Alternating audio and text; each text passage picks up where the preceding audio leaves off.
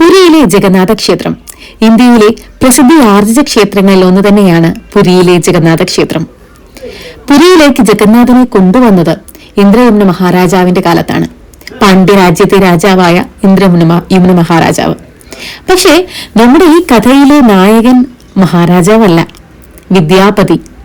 അദ്ദേഹത്തിനെ പറ്റി അറിയാൻ, ഈ പുരി ജഗന്നാഥ ക്ഷേത്രത്തിനെ പറ്റി അറിയാൻ നമുക്ക് ഈ ഒരു വീഡിയോ മുഴുവനായിട്ട് കാണാം. Welcome to English bibliotheca, where literature comes alive. പാണ്ഡ്യരാജ്യത്തെ രാജാവായ ഇന്ദ്രയമുനൻ ഒരു വൈഷ്ണവ ഭക്തനായിരുന്നു. വൈഷ്ണവ ഭക്തി ഉള്ളത് കൊണ്ട് തന്നെ അദ്ദേഹത്തിന്റെ കൊട്ടാരത്തിന്റെ ഓരോ കോണിലും വൈഷ്ണവ മൂല്യങ്ങൾ കൊത്തിവെച്ചിട്ടുണ്ടായിരുന്നു. നമ്മൾ കൊട്ടാരത്തിലേക്ക് നോക്കുകയാണെങ്കിൽ കൊട്ടാര കവാടത്തിൽ ഏറ്റവും മുകളിലായി ഒരു സുദർശന ചക്രം കാണാം. സുദർശന ചക്രം എന്നുള്ളത് മനുഷ്യരാശിയുടെ സംരക്ഷണത്തെയാണ് സൂചിപ്പിക്കുന്നത്. അതുമാത്രമല്ല, അതിലെ ഓരോരോ ആരക്കാലുകൾ, മൊത്തം 12 ആരക്കാലുകളാണ് സുദർശന ചക്രം. വർഷത്തിലെ ഓരോ മാസത്തിനെ സൂചിപ്പിക്കുന്നു.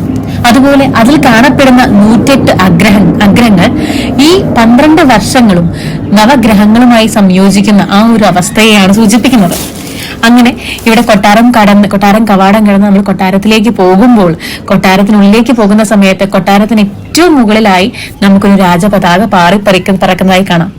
അവിടെ ഒരാഴ്ചയിൽ ഓരോ ദിവസവും ഓരോ നിറങ്ങളായിരിക്കും ആ രാജപതാകയ്ക്കുള്ളത്. അങ്ങനെ കൊട്ടാരം കവാടം കടന്ന് നാം കൊട്ടാരത്തിലേക്ക് കടക്കുമ്പോൾ നാം കാണുന്നത് നമ്മുടെ ദർബാർ ഹാളാണ്. ഏറ്റവും പ്രധാനപ്പെട്ട ഹാൾ. ഈ കൊട്ടാരത്തിലെ തന്നെ ഏറ്റവും വലിയ അറയാണ് ഈ പറയുന്ന ദർബാർ ഹാൾ. അതിനെ അലങ്കരിച്ചിരിക്കുന്നത് 11 തരം മഞ്ഞയും വെള്ളയും നിറങ്ങൾ കലർന്ന പൂക്കൾ കൊണ്ടാണ്. അതിന്റെ ചുമരുകളാവട്ടെ ഹാർമോണിയം, മൃദംഗം, മഞ്ചീര ഇങ്ങനെയുള്ള ചിത്രങ്ങൾക്ക് പുറമെ അവിടെ ഒഡീഷി, ചാവു, ഗോഡിപൂവ ഇങ്ങനെയുള്ള നർത്തകരുടെ ശില്പങ്ങളും കൊത്തിവെച്ചിട്ടുണ്ട്.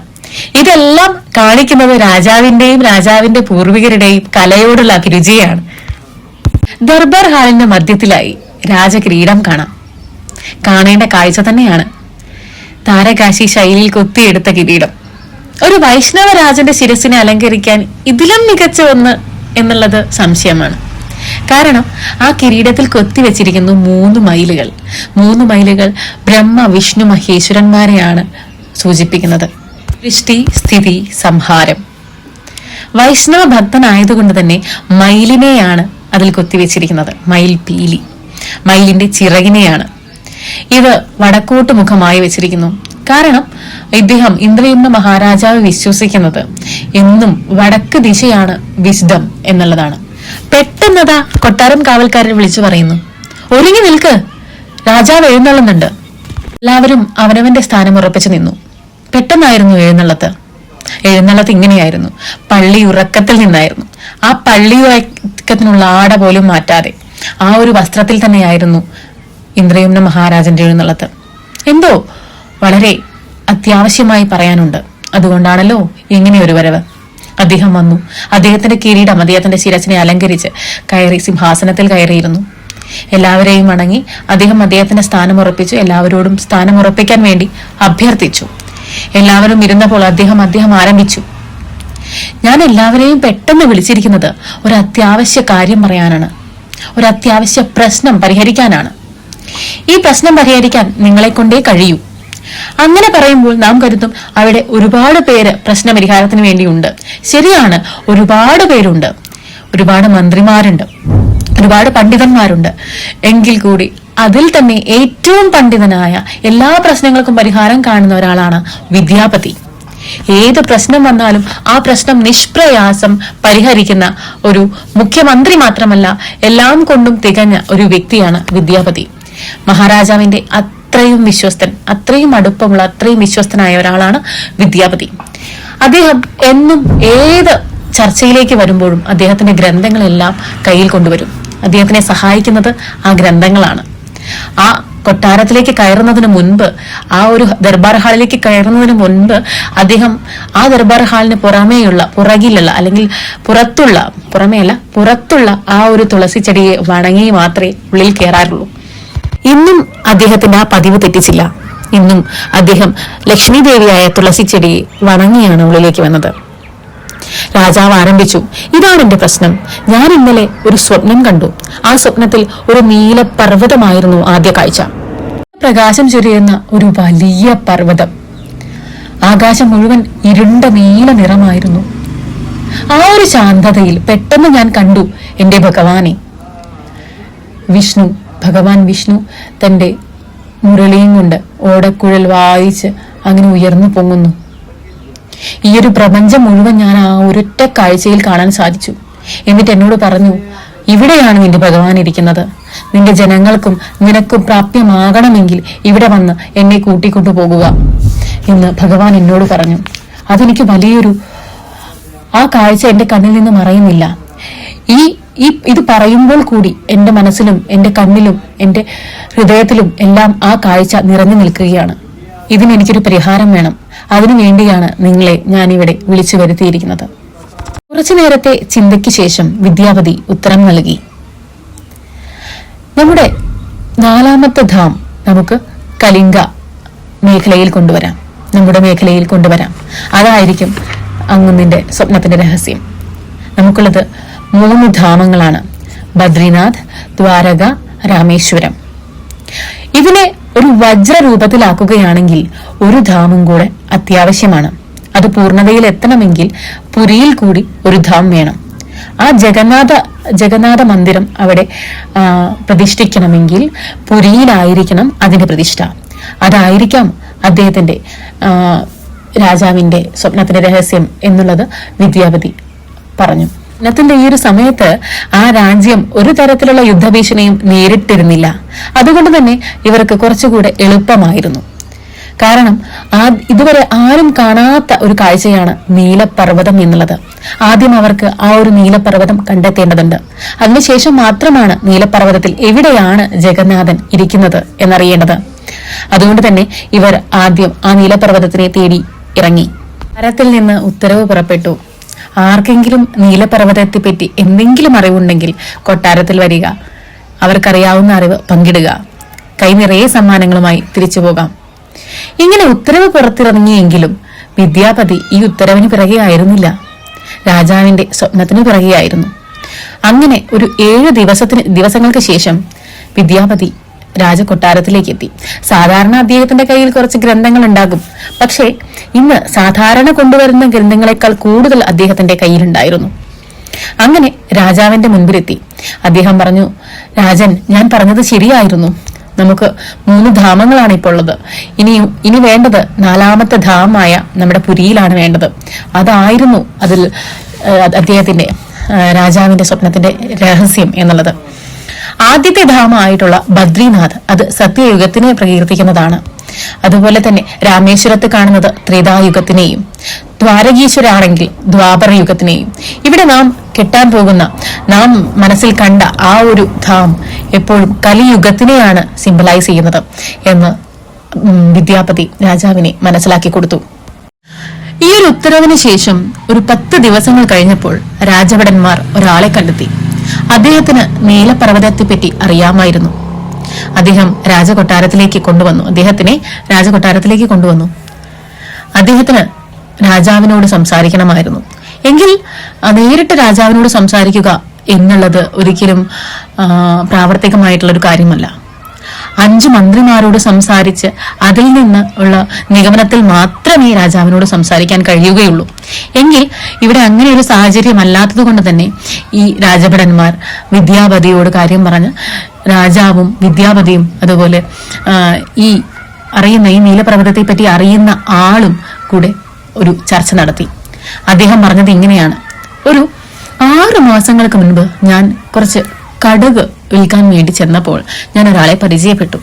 അദ്ദേഹത്തിന്റെ പേരായിരുന്നു വിശ്വബാസു. സാധാരണ ഒരു മനുഷ്യനായിരുന്നില്ല അദ്ദേഹം. ഒരു ഹണ്ടർ കിങ് ആയിരുന്നു, ഒരു വേട്ടയാടുന്ന ആള്, ഒരു ആദിവാസി മൂപ്പനായിരുന്നു അദ്ദേഹം. അദ്ദേഹത്തിനെ പരിചയപ്പെട്ടപ്പോൾ അദ്ദേഹത്തിൽ നിന്നാണ് ഈ അറിവ് എനിക്ക് കിട്ടിയത്. അദ്ദേഹത്തിന്റെ ഗോത്രവർഗത്തിൽപ്പെട്ടവര് ഈ നീലമലയെയാണ് പൂജിക്കുന്നത്. നീലമലയിലുള്ള ഈ ഭഗവാനെയാണ് അവർ പൂജിക്കുന്നത്. അതാണ് അവരുടെ മൂർത്തി എന്നതാണ് അദ്ദേഹത്തിന്റെ വായിൽ നിന്ന് ഞാൻ അറിഞ്ഞ കാര്യം. അദ്ദേഹത്തിന്റെ ഗോത്രത്തെ പറ്റിയോ അദ്ദേഹത്തിന്റെ ബാക്കിയുള്ള കാര്യങ്ങളെ പറ്റിയോ ഒന്നും എനിക്കറിയില്ല. അദ്ദേഹത്തിന്റെ ഗോത്രത്തിലുള്ളവർ പോലും ഈ ഒരു നീലപർവ്വതത്തെ കണ്ടിട്ടില്ല. ഇദ്ദേഹം മാത്രമാണ് ആ നീലമലയിലേക്ക് പോകുന്നത്, ആ പൂജ ചെയ്യുന്നത്, എല്ലാം ചെയ്യുന്നത് ഇദ്ദേഹം, ഈ ഒരു മൂപ്പൻ മാത്രമാണ് എന്നുള്ളതാണ് അദ്ദേഹം എന്നോട് പറഞ്ഞറിഞ്ഞ അറിവ് എന്നുള്ളത് ഇദ്ദേഹം രാജാവിനോടും വിദ്യാപതിയോടുമായി പറഞ്ഞു. അറിവ് ഇദ്ദേഹത്തിൽ നിന്ന് അറിഞ്ഞ വിദ്യാപതിയും രാജാവും അതേപോലെ തന്നെ ബാക്കിയുള്ള മന്ത്രിമാരുമായിട്ട് ചർച്ച നടത്തി. ഇനി നമുക്ക് വേണ്ടത് ആ ഒരു നീലപർവ്വതത്തിലേക്ക് എത്തിച്ചേരുക എന്നുള്ളതാണ്. എത്തിച്ചേരുക എന്നുള്ളത് മാത്രമല്ല, ഇദ്ദേഹം പൂജ ചെയ്യുന്ന ആ ഒരു മൂർത്തിയെ കണ്ട് മനസ്സിലാക്കുക എന്നുള്ളത് കൂടിയാണ്. പക്ഷെ അത് അത്ര പ്രാപ്യമായിട്ടുള്ള കാര്യമല്ല, എളുപ്പമായിട്ടുള്ള ഒന്നല്ല. കുറച്ച് ദുർഘടം പിടിച്ച വഴിയാണ്. അത് മാത്രമല്ല, അവരുടെ ഗോത്രത്തിൽ നിന്നുള്ളവർ പോലും കാണാത്ത ആ ഒരു നീലപർവ്വതത്തെ ഇവർക്ക് കാണാൻ കഴിയുമോ എന്നുള്ളത് വളരെ സംശയകരമായ ഒന്ന് തന്നെയാണ്. അങ്ങനെ രാജാവും മന്ത്രിമാരും എല്ലാവരും കൂടി ചേർന്ന് ഒരു നിഗമനത്തിലെത്തി. ഒരാൾ, അതാരാണോ ഈ ഒരു മന്ത്രിമാരിൽ ആരെങ്കിലും ഒരാൾ എന്ത് ചെയ്യണം, ആ ഒരു ആദിവാസി മൂപ്പനെ കാണാൻ ചെല്ലണം. എന്നിട്ട് ആ ഒരു നീലപർവ്വതത്തെ കുറിച്ച് അറിയാൻ ശ്രമിക്കണം, കൺവിൻസ് ചെയ്യാൻ ശ്രമിക്കണം, നെഗോഷിയേറ്റ് ചെയ്യാൻ ശ്രമിക്കണം. പക്ഷെ ആര് പോകും? എല്ലാവർക്കും അങ്ങോട്ടും ഇങ്ങോട്ടും സംശയമായി. നീ പോകണോ ഞാൻ പോകണോ എന്നുള്ളത്. അവസാനം നമ്മുടെ വിദ്യാപതി തന്നെ പറഞ്ഞു, ഞാൻ പോയിക്കോളാം, ഞാൻ പോയി അദ്ദേഹത്തിനെ കൺവിൻസ് ചെയ്ത് ആ ഒരു ജഗന്നാഥനെ കണ്ടെത്തി വന്നോളാം. അങ്ങനെ അവിടെ എത്തിയ വിദ്യാപതി കണ്ടത് ഈ ഒരു ആദിവാസി മൂപ്പനൊരു മോളുണ്ട്, നല്ല സുന്ദരിയായൊരു മോള്. അവളെ തന്റെ വരുതിയിലാക്കിയാൽ താൻ വിചാരിച്ച കാര്യം സാധിക്കും എന്ന് മനസ്സിലായ വിദ്യാപതി ആ മൂപ്പന്റെ മോളെ പ്രണയിച്ചു എന്ന് പറയാൻ കഴിയുമോ എന്ന് എനിക്കറിയില്ല. പ്രണയം നടിച്ചു. പാവം ആദിവാസി മൂപ്പന്റെ മോള് ഈ ഒരു വിദ്യാപതിയുടെ വലയിലായി. ഇവിടെ ഈ ഒരു ആദിവാസി, ഈ ഒരു ഗോത്ര വിഭാഗത്തില് കുറെ നിയമങ്ങളുണ്ട്. ആരെങ്കിലും തമ്മിൽ സ്നേഹബന്ധത്തിലായാൽ അവർ മംഗലം കഴിച്ചിരിക്കണം. അവർക്ക് പിന്മാറാൻ കഴിയില്ല. ആരെങ്കിലും പിന്മാറുകയാണെങ്കിൽ ആ ഒരു വ്യക്തി അല്ലെങ്കിൽ പിന്മാറാത്ത വ്യക്തി, ആ വ്യക്തി വധിക്കപ്പെടും. ഈ വ്യക്തിയെ ഇവിടെ നിന്ന് തലമുണ്ടനം ചെയ്ത് നാട് കടത്തപ്പെടുകയും ചെയ്യും. ഇവിടെ എന്താ സംഭവിച്ചത്? വിദ്യാപതി ആ കുട്ടിയുമായി അല്ലെങ്കിൽ ആ പെൺകുട്ടിയുമായി പ്രണയബന്ധത്തിലേർപ്പെട്ടു. അതിനുശേഷം പറയുന്നുണ്ട്, വിദ്യാപതി എല്ലാ സത്യങ്ങളും അവളോട് തുറന്നു പറയുന്നുണ്ട്. എന്നിട്ട് പറയുന്നുണ്ട്, നാളെ ഞാൻ നിന്നെ പേറ്റിട്ടില്ലെങ്കിൽ എന്ത് സംഭവിക്കും? ആ സമയത്താണ് ഇവൾ ഇങ്ങനെയുള്ള നിയമങ്ങളെ പറ്റിയൊക്കെ വിദ്യാപതിയോട് പറയുന്നത്. അങ്ങനെയിരിക്കെ വിദ്യാപതി അടുത്ത അടവ് പ്രയോഗിച്ചു. ആദിവാസി മൂപ്പനോട് പറഞ്ഞു, ഞാൻ നിങ്ങളുടെ മകളെ കല്യാണം കഴിക്കണമെങ്കിൽ എനിക്ക് നിങ്ങൾ പോകുന്ന ആ ഒരു നീലപർവ്വതം എനിക്ക് കാണിച്ചു തരണം. അവിടെ ചെന്ന് എനിക്ക് പൂജ ചെയ്യണം. എങ്കിൽ മാത്രമേ ഞാൻ നിങ്ങളുടെ മകളെ മംഗലം കഴിക്കുകയുള്ളൂ എന്നുള്ളത് മൂപ്പനോട് പറഞ്ഞു. മൂപ്പന് വേറെ നിവൃത്തിയില്ലാതെയായി. തന്റെ മകളുടെ ജീവൻ അപകടത്തിലാണെന്ന് മനസ്സിലാക്കിയ മൂപ്പൻ അതിന് സമ്മതിച്ചു. അങ്ങനെ നീലപർവ്വതത്തിലേക്ക് പോകാൻ വേണ്ടി ഒരുങ്ങിയിരിക്കുന്ന വിദ്യാപതിയുടെ കണ്ണുകൾ മൂടിക്കെട്ടിയാണ് മൂപ്പൻ ഈ ഇദ്ദേഹത്തെ അങ്ങോട്ട് നയിച്ചത്.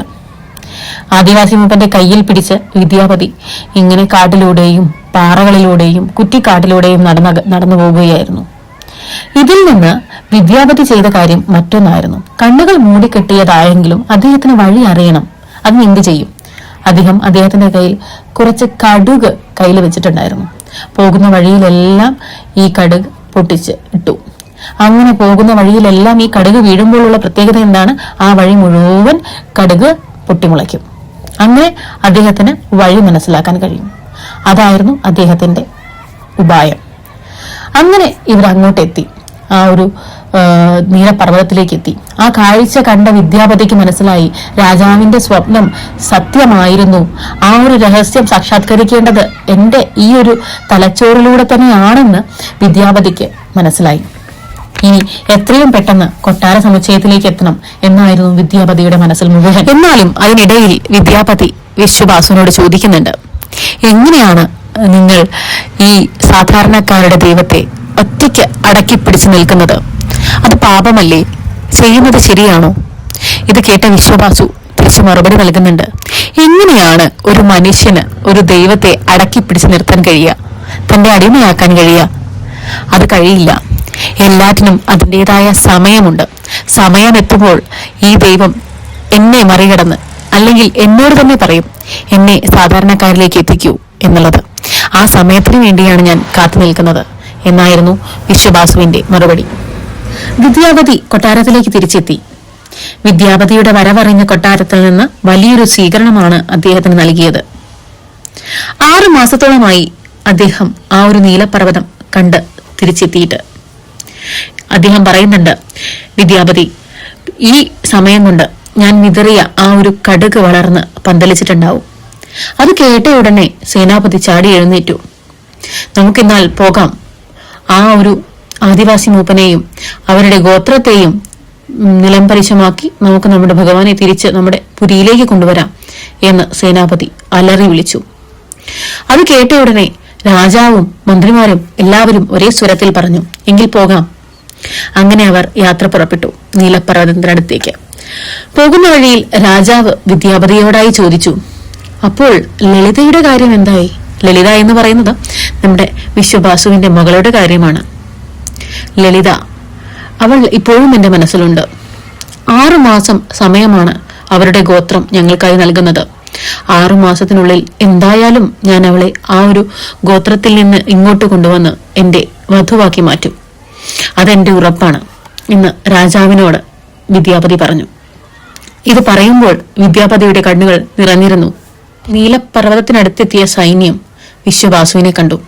വിശ്വബാസു പറഞ്ഞു, ഇതെന്റെ മൂർത്തിയാണ്, ഞാൻ ആർക്കും എന്റെ കയ്യിൽ നിന്ന് തരില്ല. ഇതാർക്കും ഇവിടെ നിന്ന് കൊണ്ടുപോകാൻ കഴിയില്ല. വിദ്യാപതി, നീ ഒരു ചതിയനാണ്. ഇത് ഉറക്കെ പറഞ്ഞ വിശ്വബാസുവിനോട് വിദ്യാപതി പറഞ്ഞു, നിങ്ങൾക്ക് ഒരു തരത്തിലുമുള്ള അധികാരവുമില്ല ഒരു ശക്തിയെ നിങ്ങൾക്കായി അടക്കി വെക്കാൻ. ഇപ്പോഴാണ് അതിന്റെ സമയം. നിങ്ങൾ പറഞ്ഞ സമയം ഇതാണ്. ജനങ്ങൾക്കായി കൊടുക്കണം ഈ ശക്തിയെ. ഇത് പറഞ്ഞ് വിശ്വബാസുവിനെ സൈന്യം ഒരു മരത്തിൽ കെട്ടിയിട്ടു. അതിൽ നിന്ന് ഊരിപ്പോരാൻ ഒരുപാട് ശ്രമിച്ച വിശ്വബാസുവിനെ ഒരിക്കലും അതിൽ നിന്ന് പോരാൻ കഴിഞ്ഞില്ല. പെട്ടെന്നാണ് പിന്നിൽ നിന്ന് ഒരു വിളി. ഒരു വയസ്സായ ഒരു വൃദ്ധനായിരുന്നു അത്. നിങ്ങൾ ചെയ്യുന്നത് തെറ്റാണ്. നിങ്ങൾ തേടുന്ന ജഗന്നാഥൻ ഇതല്ല. ഇത് വിശ്വബാസുവിന്റെ ജഗന്നാഥനാണ്, നീലമാധവനാണ്. നിങ്ങൾ തേടുന്ന ജഗന്നാഥൻ കൃഷ്ണ ഭഗവാന്റെ അവതാരത്തെയാണ്. കൃഷ്ണ ഭഗവാന്റെ മരണത്തിന് ശേഷം അദ്ദേഹത്തിന്റെ ശരീരം കത്തിക്കുകയായിരുന്നു ചെയ്തിരുന്നത്. ചിതയിൽ അമർന്ന ശരീരഭാഗങ്ങൾ അവർ പുഴയിലൊഴുക്കി ആ ശരീരഭാഗങ്ങൾ വന്നടിഞ്ഞത് ഈ ഒരു നീലപ്പർവ്വതത്തിന് താഴ്വരയിലായിരുന്നു. ആ ശരീരഭാഗത്തിൽ നിന്ന് ഉണ്ടായ ആ മണ്ണിൽ ലയിച്ചുണ്ടായതാണ് ഈ കാണുന്ന വലിയ വൃക്ഷം. ഈ വൃക്ഷമാണ് നിങ്ങൾ തേടുന്ന ആ ഒരു മൂർത്തി, ആ ഒരു ശക്തി എന്നുള്ളത്. നിങ്ങൾ ഇപ്പോൾ ചെയ്യുന്നത് അത് ഈ ഒരു വിശ്വബാസുവിന്റെ ആ ഗോത്രത്തിന്റെ മാധവനാണ്, നിങ്ങളുടെ മാധവനല്ല. ഇത് പറഞ്ഞതും ഇത് കേട്ടതും ഇവർക്ക് സംശയമായി. ഇതെല്ലാം എങ്ങനെ ഇദ്ദേഹത്തിന് അറിയാം, ഈ വൃദ്ധനറിയാം? ഇത് ഞങ്ങളെ ചതിക്കുകയല്ലേ എന്നുള്ളത്. അത് കേട്ട വൃദ്ധൻ പറഞ്ഞത് ഇങ്ങനെയാണ്, നിങ്ങൾ തേടുന്നത് ജഗന്നാഥനെയാണെന്നും നിങ്ങൾക്ക് വേണ്ടത് നീലപ്പർവ്വതത്തിന് താഴ്വരയുള്ള ജഗന്നാഥനെയാണെന്നും എങ്ങനെ എനിക്കറിയാം? അത് തന്നെയാണ് ഇതിന്റെ സത്യം. അങ്ങനെ ഇവർ ഈ ഒരു വൃദ്ധൻ പറഞ്ഞത് വിശ്വസിച്ച് ആ വൃദ്ധൻ പറഞ്ഞ മരം വെട്ടിമാറ്റി. അങ്ങനെ ആ ഒരു മരം വെട്ടി കൊട്ടാരത്തിലേക്ക് കൊണ്ടുവന്നു. കൊട്ടാരത്തിലേക്ക് കൊണ്ടുവന്നപ്പോൾ ഇവരുടെ ഒപ്പം ആ ഒരു വൃദ്ധനും കൂടെ ഉണ്ടായിരുന്നു. ആ വൃദ്ധൻ പറഞ്ഞത് ഇങ്ങനെയാണ്, ഈ മരത്തിന്റെ പല ഭാഗങ്ങളായി മുറിക്കണം. ആ പല ഭാഗങ്ങളിലും ഏതെങ്കിലും ഒരു ഭാഗത്ത് മാത്രമാണ് ഈ പറയുന്ന ചൈതന്യം ഉണ്ടാകുന്നത്. ആ ചൈതന്യം എവിടെയാണെന്ന് നമ്മൾ ആദ്യം തിരിച്ചറിയണം. അങ്ങനെ ഈ ഒരു വൃദ്ധൻ ഒരുപാട് പരീക്ഷണങ്ങൾ നടത്തി ആ ഭാഗം മനസ്സിലാക്കി. അതിനുശേഷം അദ്ദേഹം കൊടുത്ത ഉപദേശം ഇങ്ങനെയാണ്, ഈ ലോകത്ത് എനിക്ക് മാത്രമേ ജഗന്നാഥനെ സൃഷ്ടിക്കാൻ കഴിയുകയുള്ളൂ. ഈ ഒരു സൃഷ്ടിക്ക് വേണ്ടി 21 ദിവസമാണ് സമയം ആവശ്യമുള്ളത്. ആ ഒരു 21 ദിവസത്തിന് ശേഷം മാത്രമേ ആരെങ്കിലും ആ ഒരു മുറിയിലേക്കോ അല്ലെങ്കിൽ ആ ഒരു പരിസരത്തേക്കോ വരാൻ പാടുകയുള്ളൂ എന്നതായിരുന്നു അദ്ദേഹത്തിന്റെ നിബന്ധന. ഇങ്ങനെ പറയുന്നതിനോടൊപ്പം അദ്ദേഹം കുറച്ച് കാര്യങ്ങൾ കൂടി രാജാവിനെ ബോധിപ്പിച്ചു. ആ ഒരു ജഗന്നാഥ ക്ഷേത്രം പുരിയിലേക്ക് വരുമ്പോൾ അവിടെ ഉണ്ടാകുന്ന പ്രത്യേകതകളെ കുറിച്ചായിരുന്നു അതെല്ലാം. അദ്ദേഹം പറഞ്ഞത് ഇങ്ങനെയാണ്, സാധാരണ ഏതൊരു മന്ദിരത്തിനും മേലെ പതാക, ഏതെങ്കിലും ഒരു പതാക ഉയർത്തുമ്പോൾ ആ പതാക കാറ്റിന്റെ ദിശയിലായിരിക്കും പറക്കുന്നത്. പക്ഷെ പുരിയിലെ ജഗന്നാഥ ക്ഷേത്രത്തിൽ അത് സംഭവിക്കുകയില്ല എന്നതായിരുന്നു ആദ്യത്തെ ഒരു സൂചന. രണ്ടാമത്തെ സൂചന, എന്നും കടലിൽ നിന്ന് കരയിലേക്കായിരിക്കും പകൽ സമയങ്ങളിൽ കാറ്റ് വീശുന്നത്.